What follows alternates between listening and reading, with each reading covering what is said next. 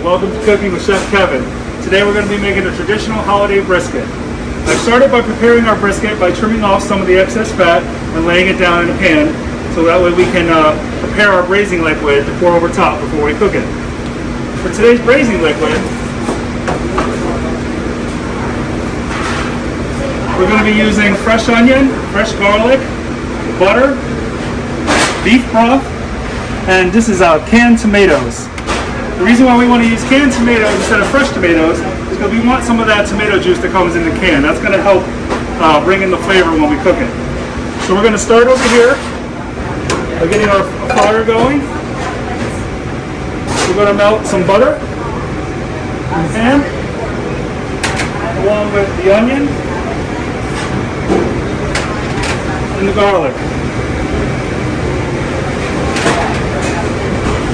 We're going to allow that to cook down for a few minutes. Alright, now we're going to add our beef broth, our diced tomatoes and juice. We're going to allow that to cook down and reduce. I'd say maybe about 10 minutes. Once that is reduced enough, we're going to add that, pour it over top of our brisket, and then put it in the oven. Alright, so we have our brisket here. We had it in the oven for about 3 hours. It's nice and tender. I cut off a section here that I'm going to slice and get ready to serve. One thing when slicing brisket, as well as many other meats, it's very important to cut against the grain. If you cut with the grain, it's going to cause the meat fibers to stretch and expand, and it'll make the meat tough.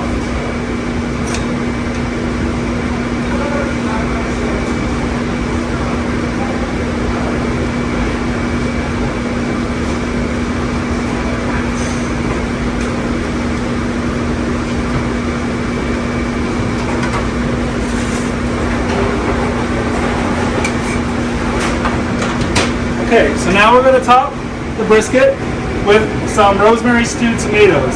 These will be made with the same tomatoes that I used during the braising process, canned tomatoes. We cook that down, add a little bit of sugar, a little bit of rosemary, and cook it down until it thickens up a little bit.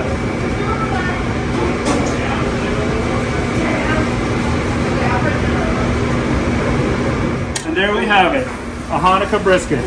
It'll be available in the Village Cafe and the Bistro Monday, Wednesday, and Saturday.